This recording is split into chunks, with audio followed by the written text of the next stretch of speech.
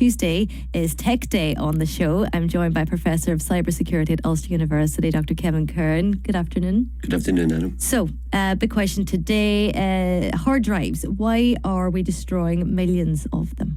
Well, it's a zero-risk security strategy. In other words, if you clear a hard disk, experts can get it back again.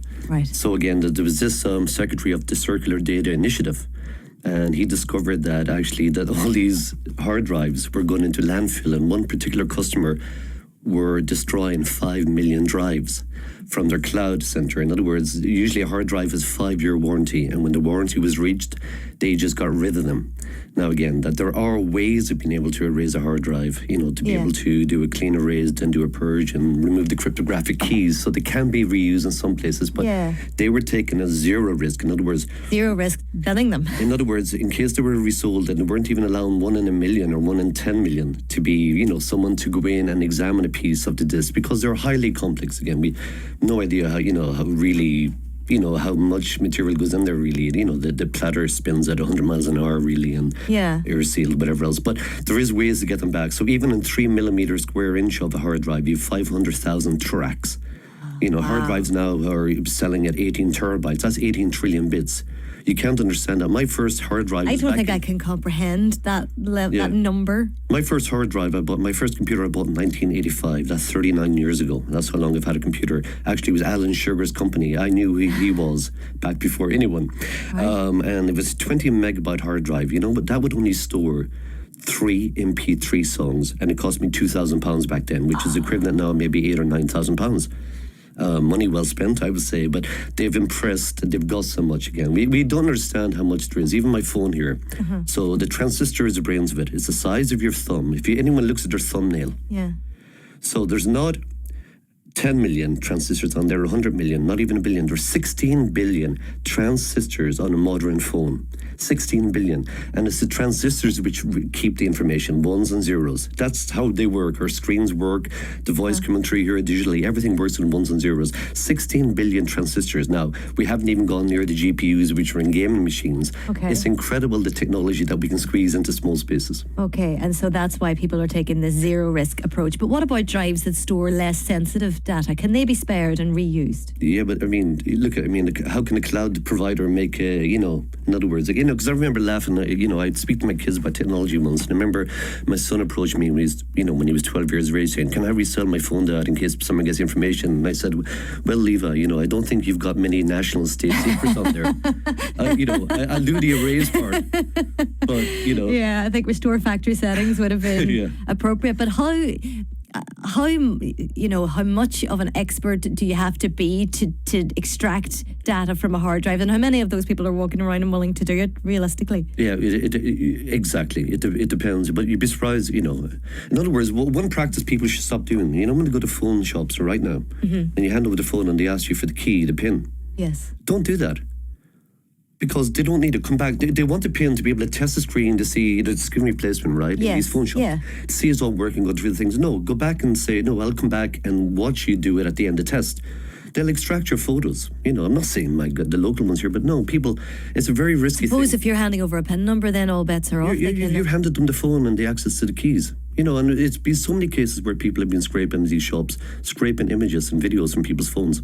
Oh dear. What about, I'm reading here, cryptographic erase? That just takes a couple of seconds. What does that mean? It does. In other words, if a hard drive is encrypted, in gobbledygook, so you're the only one who has the keys for it, the password, whatever else. So if it's done properly, which most cryptographic encryption of hard drives is, so you just have to erase a little part of the sector. Where the information is held, showing where all the data is. So that can take seconds, really. But of course, the main way to do it is do a clean erase. You write the hard drive with a series of ones, then you go back over it and you write ones and zeros randomly. Then you go over a third time, but you must remove keys. There's ways to do it, but again, this takes ages, and it just shows you that hard drives are disposable for a lot of these companies. What about all the if someone has a few phones in a drawer that they're not using anymore, should they be worried? Or how would you dispose of it? Well, in that case, you can do a clean erase, really, in that case. But you got to be careful when you sell on a third party. When you sell on to third party, you really have to. I don't do it. But again, not everyone's in my, not everyone's, has got the, the threats maybe I have. Yeah. Understandably. Now, we're talking about this new Checkin app from Apple. So it's a new feature on their Messages app feature called Checkin. Haven't heard of this. It is, yeah. When I would leave Galway, my mum would always want me to text her when I arrived home safely with the kids. Yeah. So again, it just allows you to go into your messages and you pick whoever it is, your mum, your partner, or your kids, or your kids would do it. Yeah. And they press the plus button and they do a check-in. It'll, you're more or less telling what destination you're going to. And Apple, of course, having the maps inbuilt, will be able to figure out what is the estimated time of arrival. So of course, whenever you arrive, if you do arrive in that geolocation, it'll automatically send a text message to the person you've designated. And if you don't arrive by a certain time with deroute, of course, the person who's monitoring you, worried about you, could tell that you haven't arrived. But they can also see your battery level as well, so that Okay, if which you're is good in 1%. case you're, so that. Which I understand, for safety and for parents or loved ones travelling, but again, a critic or a cynic might say it's just another way of tracking people. Yeah, but there's no risk here. You've chosen to do it. You can do family sharing. I could see where my kids were when they're younger. Right. Family sharing on Apple Maps. It was very useful. And could a third party access No, they that? can't. And Apple can't access it either. No, this is just another good feature. Remember, Apple are the previous champions here. One of the best security advices I can give you right now is, well, first of all, don't buy anything on Facebook ads. Right. So many scams there. Don't click on these things there which are too good to be true, right? Right. Second thing is buy an Apple device if you can afford it. Apple don't scrape your data like Google, for instance. Right. Apple are previous champions. They make their money in the hardware and on the services.